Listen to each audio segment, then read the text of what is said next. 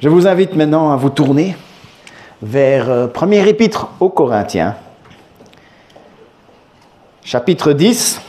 Ce sera la dernière de cette série. On passera à autre chose à partir de la semaine prochaine. 1 Corinthiens 10, à partir du verset 14 et jusqu'à la fin du chapitre. C'est pourquoi, mes bien-aimés, fuyez l'idolâtrie. Je parle comme à des hommes intelligents. Jugez vous-même de ce que je dis. La coupe de bénédiction que nous bénissons n'est-elle pas la communion au sang du Christ? Le pain que nous rompons n'est-il pas la communion au corps de Christ? Puisqu'il n'y a qu'un seul pain, nous qui sommes plusieurs, nous sommes un seul corps, car nous participons tous à un même pain. Voyez les Israélites selon la chair, ceux qui mangent, les victimes ne sont-ils pas en communion avec l'autel? Que dis-je donc? Que la viande sacrifiée aux idoles est quelque chose? Ou qu'une idole est quelque chose? Nullement. Mais ce qu'on sacrifie, on le sacrifie à des démons et non à Dieu. Or, je ne veux pas que vous soyez en communion avec les démons. Vous ne pouvez boire à la coupe du Seigneur et à la coupe des démons. Vous ne pouvez avoir part à la table du Seigneur et à la table des démons. Voulons-nous provoquer la jalousie du Seigneur? Sommes-nous plus forts que lui? Tout m'est permis, mais tout n'est pas utile. Tout est permis, mais tout n'édifie pas. Que personne ne cherche son propre intérêt, mais celui d'autrui.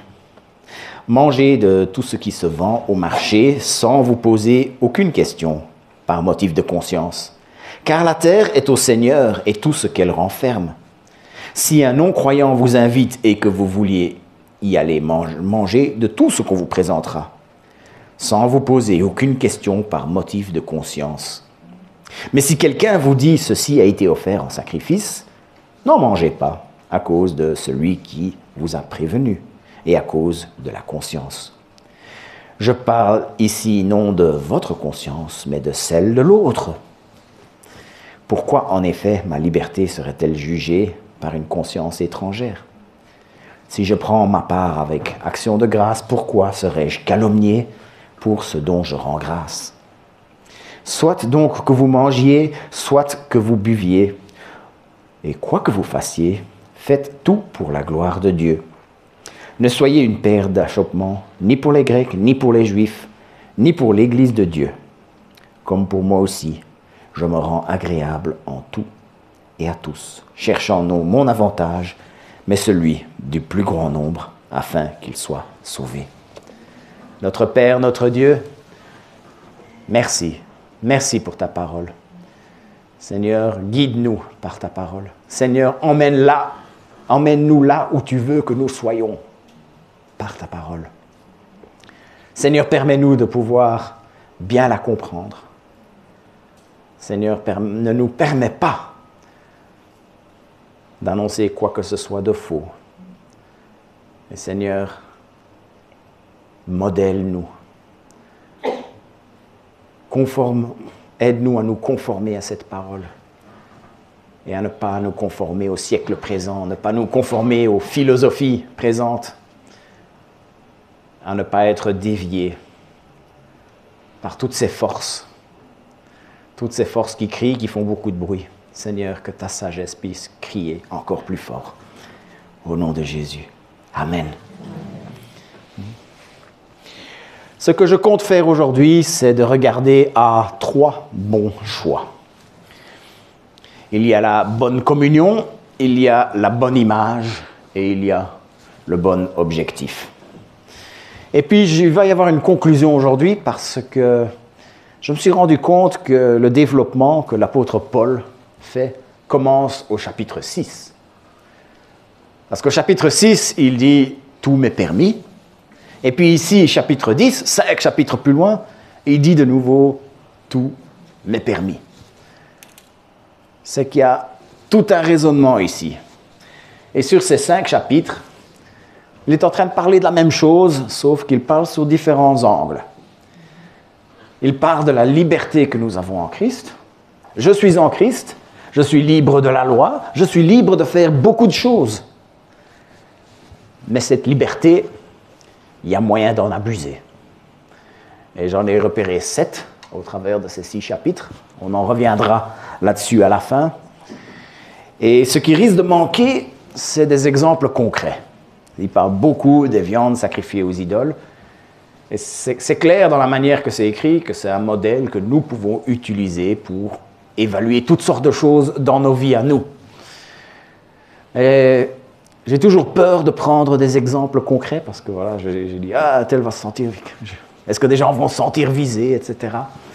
Est-ce que je ne suis pas en train de me focaliser sur une chose et ignorer une autre ?» Alors je me suis dit que ce serait important de méditer là-dessus.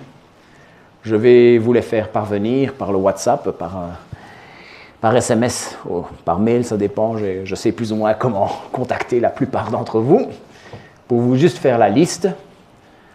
Mais nous allons aussi prendre le temps de méditer là-dessus pendant notre étude biblique de demain, de mettre des exemples concrets sur chacune des questions qui se posent à partir de ces chapitres.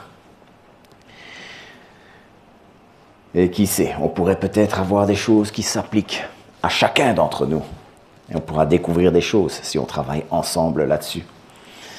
Tout d'abord, une bonne communion. Ce qui est intéressant dans ce passage, c'est de voir le nombre de fois que le mot « communion » apparaît. Je vais le lire et je vais mettre bien l'accent en lisant sur le mot « communion » à chaque fois. Le verset 16. « La coupe de bénédiction que nous bénissons n'est-elle pas la communion du sang de Christ ?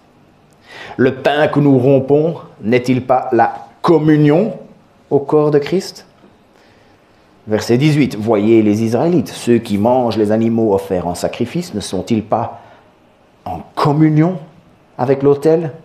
Mais ce que les non-juifs sacrifient, ils le sacrifient à des démons et non à Dieu. Or, je ne veux pas que vous soyez en communion avec les démons. » Ce mot « communion », il est un peu connu dans le grec, koinonia. C'est un mot qui parle de toutes sortes de relation.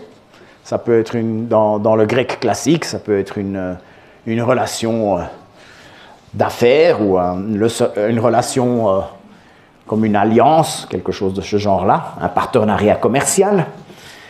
Mais dans le milieu chrétien, il a pris une dimension beaucoup plus spirituelle. Il s'agit de partager des bénédictions spirituelles tous ensemble. Il s'agit aussi de la communion, de pouvoir se soutenir mutuellement et de pouvoir participer ensemble à la foi, au travail de la foi. Il est surtout question de s'associer. Quand nous prenons la coupe, nous l'avons prise ensemble, nous nous sommes associés au sang de Christ. Le sang de la nouvelle alliance, celui qui nous permet d'entrer dans une relation d'alliance avec Dieu. Quand nous prenons le pain qui est brisé, c'est que nous nous associons au corps de Christ. Cette mort qui est comptée pour nous. Puis l'apôtre prend un autre exemple. Il parle des sacrifices qui se faisaient dans le temple. Il y avait un autel qui était là, des sacrifices se faisaient dessus. Il y avait une partie de la viande qui était brûlée. Il y avait une partie de la viande qui était pour le soutien des prêtres. Et puis il y avait une partie de la viande qu'ils pouvaient manger eux-mêmes. Et il dit que quand ils le mangeaient, ils étaient en communion avec l'autel. Cet autel, le sacrifice sur l'autel qui représentait le pardon des péchés, qui devait se faire par ce biais-là à l'époque, eh bien, en mangeant cette viande, ils étaient en communion. Et ce pardon était compté pour eux. Ensuite, on voit où il veut en venir. Parce qu'il dit ces sacrifices qui ont lieu dans les autres autels, dans les autres temples, ils sont faits à des idoles. Et il réitère, il souligne un coup là. Il dit, oui, les idoles sont rien. Il avait dit ça plus haut et il le répète ici. Une idole, ce n'est qu'un bout de bois, ce n'est qu'un bout de métal. Une idole ne va pas avoir d'effet sur la viande qui est présentée devant lui. L'idole ne va pas avoir d'effet sur la personne qui mange cette viande. Il reconnaît tout ça. Mais il y a un problème quand même. C'est que l'adoration qui a lieu autour de ces idoles, elle est bien réelle. Même si l'objet de l'adoration, ce n'est qu'une invention, ce n'est qu'un objet inanimé, l'adoration en elle-même, elle est réelle. Nous sommes tous créés pour l'adoration. Adorer, vénérer, c'est dans notre ADN à tous. Nous pouvons choisir. Si nous adorons le Dieu créateur, le Dieu bienveillant, mais si Dieu est rejeté, on va se mettre à adorer d'autres choses. Et derrière toutes ces choses, il y a Satan et les anges déchus, les démons. L'adoration qui a lieu là est envers des démons. Satan et les démons, ils ont en fait qu'un seul objectif, la distraction. Ils veulent bien qu'on adore n'importe quoi, tant que ce n'est pas Dieu. Et c'est pour ça que ce sont des démons qui sont derrière ces idoles. Paul est en train de le souligner. Attention, si vous participez aux festivités, certains étaient tellement à l'aise avec leur liberté en Christ qu'ils allaient jusque dans le temple. Oh, ils n'allaient pas participer au rituel, ils n'allaient quand même pas aller jusque-là. Mais le repas qui était à côté était gratuit et intéressant. Ils allaient en manger, ils allaient être dans le groupe, malheureusement. Ils allaient être comme ceux qui faisaient les sacrifices, en communion avec des démons. Et Paul le dit, être à la fois en communion avec la coupe, avec le pain, et en même temps en communion avec des démons, impensable. Il voit ça comme quelque chose d'absurde, quelque chose d'inacceptable. C'est aussi très intéressant de voir la bienveillance de Paul là-dedans, la manière qu'il le dit. Il ne dit pas « vous ne pouvez pas, c'est mal ». Il aurait pu, et à d'autres moments il le fait. Et je suis sûr qu'il l'a dit aussi quand il s'est présenté à Corinthe. Mais il a surtout dit « je ne voudrais pas que vous soyez en communion avec des démons ». Il avait surtout peur du mal qu'ils étaient en train de se faire. Cherchons la communion avec Dieu, cherchons la communion les uns avec les autres, dans le corps de Christ. Mais fuyons la communion avec quoi que ce soit qui pourrait nous détourner de Christ. Que l'Esprit nous guide. Après la bonne communion, c'est la bonne image maintenant. Les politiciens font souvent des petites actions pour donner l'air d'être partie du peuple. Ils font des choses pour, et le mot qu'on utilise, soigner leur image. George Bush, fils, il invitait les journalistes pour l'interviewer pendant qu'il était en train de déblayer le sous-bois dans son ranch. Ouais, je suis monsieur, madame, tout le monde. David Cameron, lui, il a voulu faire ça en montrant qu'il aimait bien un bon petit hot dog. Malheureusement, il a eu la maladresse de le manger avec une fourchette et un couteau. Et on s'est bien moqué de lui. Emmanuel Macron, lui, on le voit se balader dans les banlieues en train de faire des selfies avec les jeunes. Et tout le monde dit « Oh, ce n'est que de la performance ». Évidemment, si je prends des exemples comme ceux-là et que j'en parle avec un petit peu de dédain, un petit peu, c'est évidemment si j'en parle comme ça va pouvoir passer pour de l'hypocrisie. Mais ce n'est pas toujours de l'hypocrisie. Soigner son image, c'est quelque chose que nous devons faire. C'est un problème si l'image que les gens ont de nous ne reflète pas ce que nous sommes. Mais en revanche, si l'image reflète une réalité, eh bien, soigner son image, c'est une bonne chose. Il y a des moments dans la vie où il est parfaitement normal de soigner notre image. L'apôtre Paul ici est en train d'encourager les chrétiens à soigner leur image. La perception que les gens ont de nous est importante. C'est sûr, on ne va pas faire tout et n'importe quoi. On ne va pas aller contre les commandements de Christ pour soigner notre image. Oh que non. Mais pour les choses d'importance moindre, on peut se montrer flexible. Il faut... Paul utilise encore le slogan « Tout m'est permis », mais cette fois-ci, il nuance en disant « Mais tout n'édifie pas ». Édifier, grandir dans la foi, devenir plus solide dans la foi. Permettre à d'autres de grandir dans la foi, permettre à d'autres de devenir plus solides dans la foi. Si, je vais me prendre les gens, si la perception que les gens ont de nous va empêcher quelqu'un de grandir dans la foi,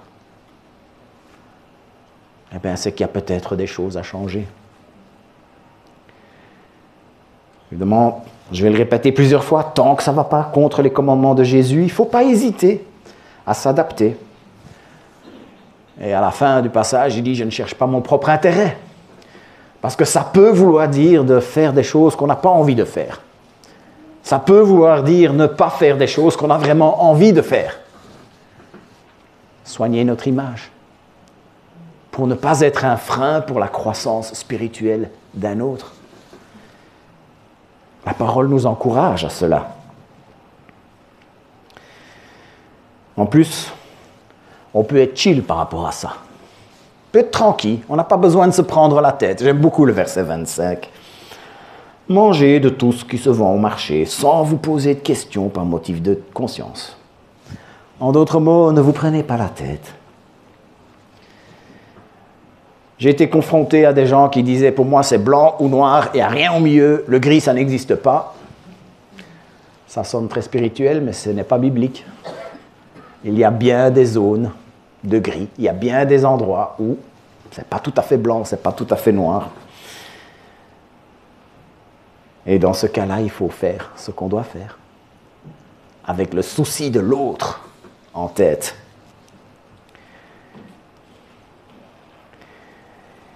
Paul parle de zone grise ici. Il donne une situation où c'est bien de manger une viande sacrifiée aux idoles. Et puis il donne une situation où c'est mal de manger une viande sacrifiée aux idoles. Il donne deux scénarios. Le premier scénario, c'est un chrétien qui est invité chez un non-croyant. S'asseoir, et à l'époque, c'était encore plus fort qu'aujourd'hui, mais s'asseoir chez quelqu'un, c'était lui faire honneur d'aller chez lui et c'était un honneur pour toi d'être invité pour un repas chez lui. C'est comme ça dans quasi toutes les cultures. D'ailleurs, à l'époque, refuser un repas quand on était chez quelqu'un, c'était une insulte. Et Paul ne voulait pas qu'il commence à poser 10 000 questions. Hein? Il y a quoi dans la sauce là? Est-ce qu'il y a de la viande rouge là? Bon. Si c'est pour la santé, hein. Si vous venez chez moi et que vous avez des questions comme ça par rapport à votre santé, n'hésitez pas. Mais voilà, Paul ne voulait pas qu'il commence à poser tout plein de questions pour ensuite refuser le repas. Parce que ce serait une insulte, il se ferait mettre à la porte. Et peut-être que passer du temps avec lui, profiter du moment convivial, aurait pu être un moyen de mener à Christ. Et ça aurait été triste de passer à côté de ça. Mais il y a quand même un deuxième scénario. Celui où une personne présente n'arrive pas à se faire à l'idée qu'il peut manger une viande qui est passée par un rite d'adoration païen. La conscience de cette personne souffre de cela. Eh bien, Paul dit que dans ce cas, n'en mangez pas. Imaginez deux personnes qui vont chez un non-croyant, et il y en a un qui est difficile avec cette viande sacrifiée aux idoles, qui dit « c'est de la viande sacrifiée aux idoles, je ne vais pas en manger ». Il dit « dans ce cas-là, faites comme lui ». Maintenant, je monte un peu dans le jeu des spéculations, peut-être que Ce non-croyant qui les a invités serait touché d'une autre manière, en voyant comment ils se traitent avec bienveillance les uns les autres. L'Esprit souffle où il veut, n'est-ce pas? Mais il peut y avoir, il montre vraiment une situation où, pour l'image, il faut manger. Et une autre situation où, pour l'image, il ne faut pas manger. Évidemment, on n'est pas dans un cas où on enfreint les commandements de Jésus. On est dans un truc un peu plus secondaire et on peut se montrer flexible. Dans les dimanches précédents, j'ai pas mal parlé de versions actuelles de la question des viandes sacrifiées aux idoles. L'alcool, la musique du monde, le tabac, les tatouages, piercings et autres. Et je pense que je ne vais plus me répéter là-dessus, mais ce que je veux souligner aujourd'hui, c'est l'importance de la perception que les gens ont de nous.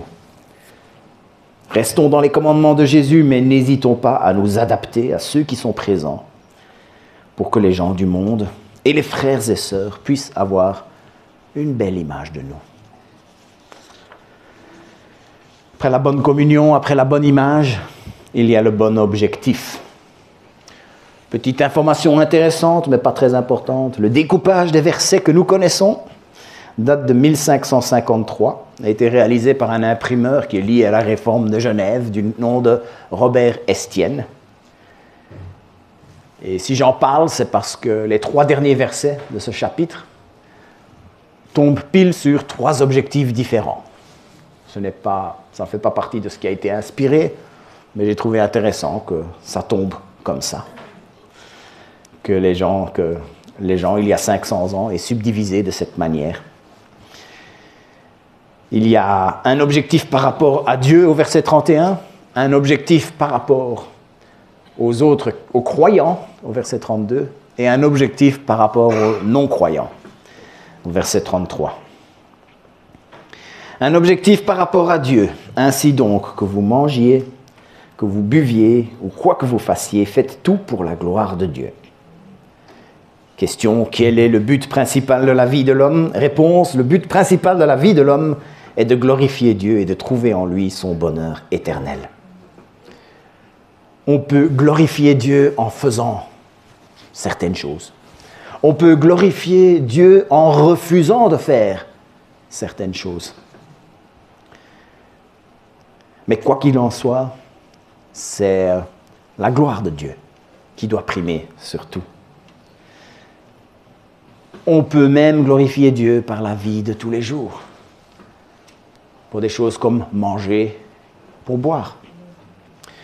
Une bonne nourriture, un bon breuvage sont un témoignage de la grandeur créatrice de Dieu et aussi de sa bonté dans sa provision. Prier avant le repas est donc parfaitement biblique. C'est rendre gloire à Dieu pour ce repas qui est devant nous. On lui rend gloire pour avoir inventé la nourriture, d'avoir en plus fait en sorte que la plupart du temps elle est bonne. En tout cas, moi j'ai été béni par ma maman et puis mon épouse. Et aussi remercier le Seigneur parce que pour sa provision, donc non seulement l'existence de la nourriture, mais sa provision pour qu'on puisse avoir ce dont on a besoin. C'est ainsi qu'on peut glorifier Dieu pour la nourriture. Mais évidemment, il n'y a pas que ça dans tous les autres domaines de la vie. Quand je vais courir et que je me sens bien après, je peux glorifier Dieu pour le bienfait que ça me fait. Quand je dors, je peux rendre gloire à Dieu. L'invention du lit, l'invention du sommeil et le bienfait du sommeil, ça fait partie du génie créateur de notre Dieu. Et puis, pour ceux d'entre nous qui avons la joie d'avoir un lit confortable, que je pense que ça doit être quasi tout le monde, nous pouvons remercier Dieu pour sa provision, parce que nous avons pour pouvoir avoir un lit confortable. Depuis 2 semaines, ma perception de profondeur a été grandement améliorée grâce à ces petits bazars que j'ai sur le nez.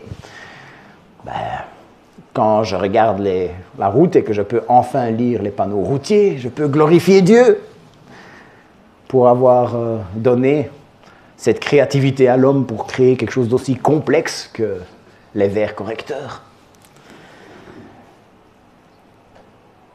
Voilà notre objectif par rapport à Dieu, le glorifier. Et puis un objectif par rapport aux croyants, ne soyez une cause de faux pas, ni pour les non-juifs, ni pour les juifs, ni pour l'Église de Dieu. Il n'est pas en train de parler de trois groupes différents ici, parce que l'Église de Dieu est composée de juifs et de non-juifs. C'est juste une manière de parler. Mais nous sommes une église locale, on a l'habitude d'utiliser un petit « e » pour parler, accent aigu. Et quand on parle de l'église universelle, ben on a l'habitude de parler de l'église avec grand E, et ça c'est l'église de Christ. Nous sommes une église, petit e, qui fait partie de la grande église de Christ, tous les croyants de tous les âges, de toutes les nations. Toute église qui se soumet à la parole de Dieu fait partie de l'église de Dieu.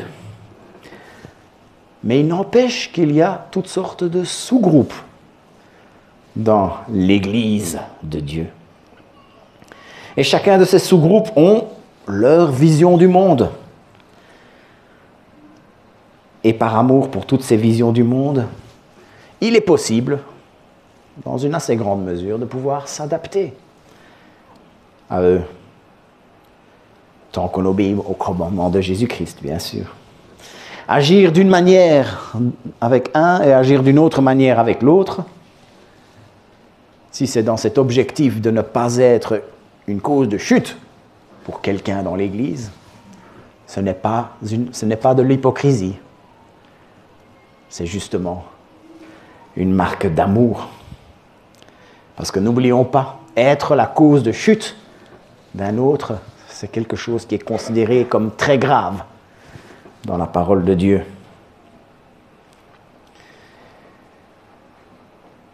C'est simplement une manière de respecter les gens. Ça n'a pas le moindre intérêt de choquer les gens ou de provoquer les gens, rien que pour le fun. Parfois, il faut provoquer. Je me souviens d'une discussion que j'ai eue il y a quelques années. Il y avait un prédicateur qui était très provoquant. Il provoquait beaucoup, c'était choc.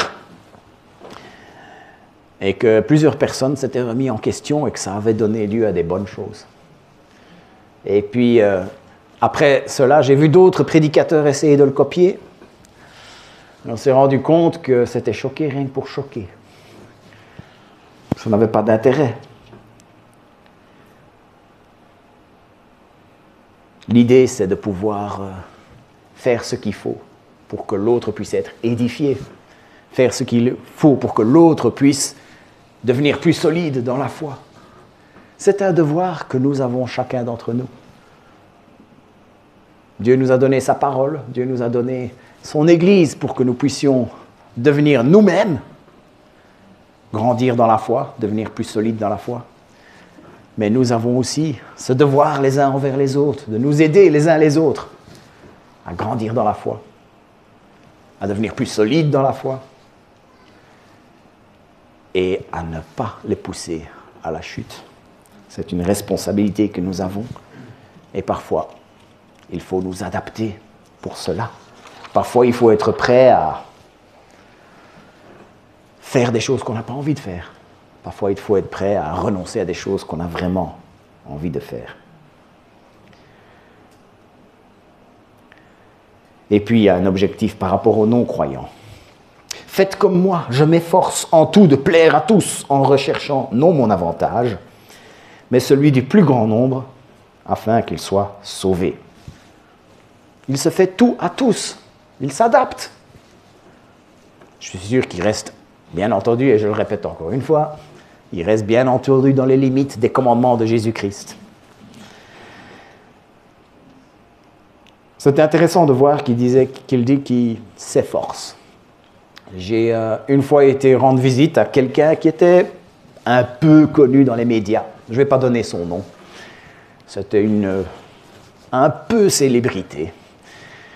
Et dans ses toilettes, il avait un écriteau qui disait « Si tu essayes de plaire à tout le monde, tu finiras par plaire à personne. » Donc je trouve ça très intéressant que l'apôtre Paul, il s'efforçait. Il n'allait pas pouvoir plaire à tout le monde, il était humain, il était comme chacun d'entre nous. Mais au moins il s'efforçait. Il faisait ce qu'il devait faire, guidé par l'Esprit.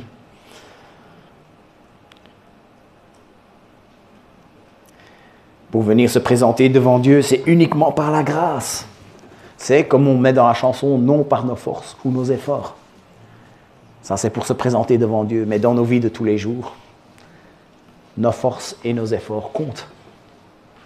Devons nous lever le matin avec cette envie d'utiliser nos forces et nos efforts pour pouvoir se faire tous à tous et pour pouvoir être un bon témoignage.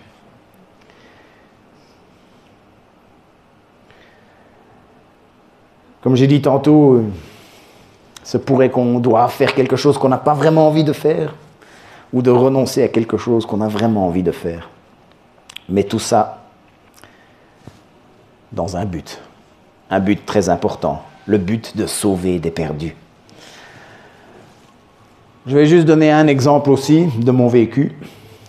Lors de mes voyages missionnaires, j'ai passé avec tout un énorme groupe de jeunes chrétiens dans la ville de Mascate, à Oman. Il faisait très chaud.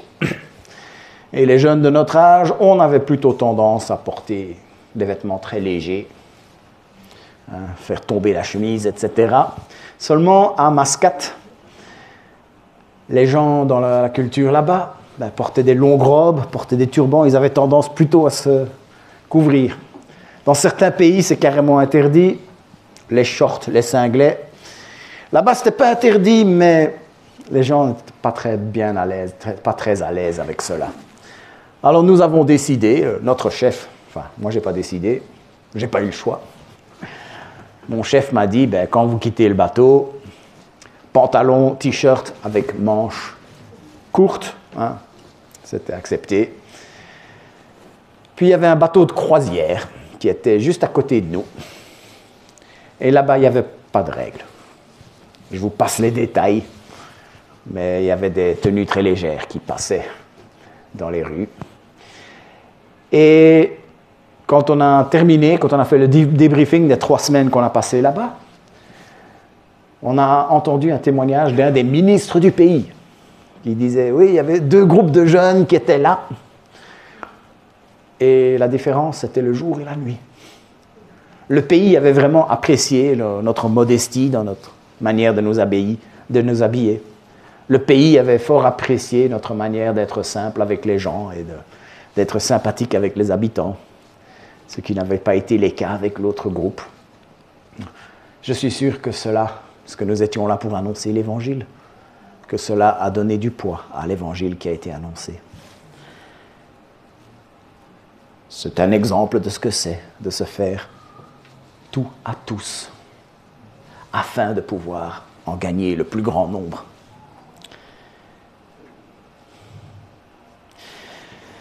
En conclusion, je vais revenir sur les 5 derniers chapitres, qui traitent tous du même sujet, mais sur plusieurs angles différents. Ils commencent et se terminent par « tout m'est permis ». C'est vrai, nous ne sommes plus sous la loi. Nous avons connu la vérité nous rend libres. C'est le Fils qui nous a libérés. Nous sommes donc réellement libres. Mais il y a des moments où nous devons être prêts à limiter notre liberté.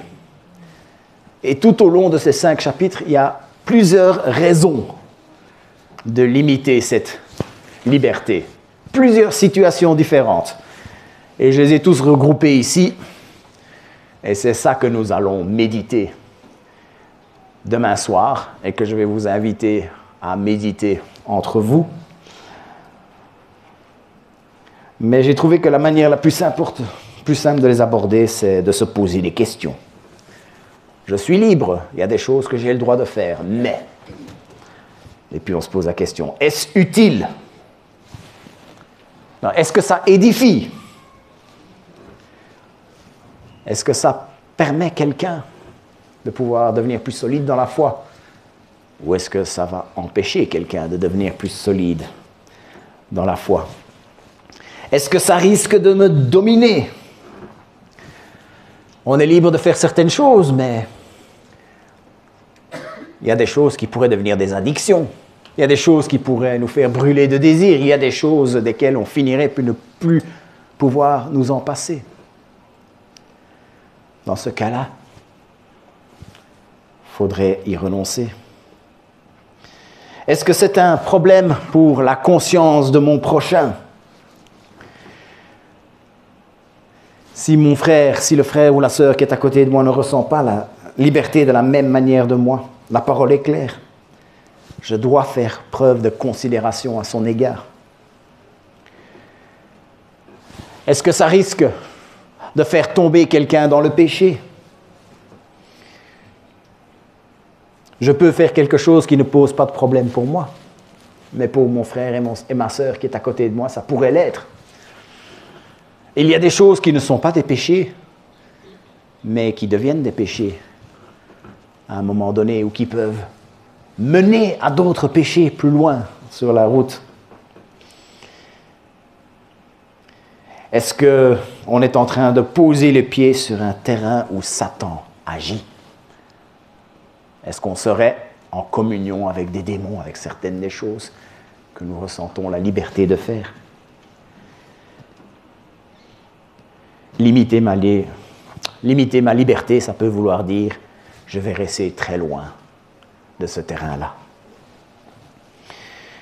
Est-ce que je crée un obstacle à l'Évangile en faisant une chose ou en ne faisant pas une chose? Peut-être que j'empêcherai quelqu'un de se tourner vers le Seigneur. Ou en faisant quelque chose, en ne faisant pas quelque chose, peut-être que ce serait un moyen que le Seigneur utilise pour appeler quelqu'un à lui. Renoncer à des choses, c'est un très petit prix à payer pour un tel trésor. Amen. Est-ce que je rends gloire à Dieu? Il y a des choses qui sont peut-être permises, mais qui ne rendent pas du tout gloire au Seigneur. Ce serait le moment des choses à ne pas faire. Ça fait beaucoup de questions, mais nous devons chacun y méditer pour nous-mêmes, à demander la lumière du Saint-Esprit, à comprendre ce que chacune des questions veut dire concrètement pour chacun d'entre nous, parce que ça va être différent. Le combat d'une personne ne va pas être le combat d'un autre. La difficulté d'une personne ne va pas être la difficulté d'une autre. Une tentation dangereuse pour une personne ne le sera pas pour une autre. Nous devons chacun réfléchir à chacun des points pour nous-mêmes. C'est à vous maintenant de trouver des exemples qui correspondent à chacune de ces questions. Et nous allons faire l'exercice demain pendant l'étude biblique. Et quand je rendrai visite à quelques-uns dans les 3-4 prochains mois, on va un peu méditer ça ensemble aussi. Que notre conduite soit ainsi dictée par ce que le Seigneur attend de nous. Prions. Seigneur notre Dieu, nous voulons nous conduire d'une manière qui te rend gloire. Nous voulons nous conduire d'une manière qui t'agrée. Seigneur, montre-nous par ta parole, montre-nous par ton Saint-Esprit, montre-nous dans nos consciences quelles seraient des choses que nous n'avons pas envie de faire, que nous devrions faire pour permettre à un frère et à une sœur de devenir plus solide dans la foi, ou permettre à un non-croyant de se tourner vers toi, ou d'éviter à ce qu'on se fasse du mal. Seigneur, protège-nous. Protège-nous, nous ne voulons en aucun cas être en communion avec des démons. Empêche-nous de pouvoir mettre le pied sur un terrain où l'ennemi agit. Et protège-nous de cette manière, Seigneur. Seigneur notre Dieu, nous voulons être une Église qui te rend gloire dans tout ce que nous faisons. Que nous puissions nous oublier nous-mêmes. Empêche-nous de travailler pour notre propre gloire. Empêche-nous de travailler pour nos propres intérêts. Et que nous puissions œuvrer dans le but de rendre gloire. Œuvrer dans le but de s'édifier les uns les autres œuvrer dans le but de pouvoir emmener ton évangile dans un monde perdu. Au nom de Jésus. Amen.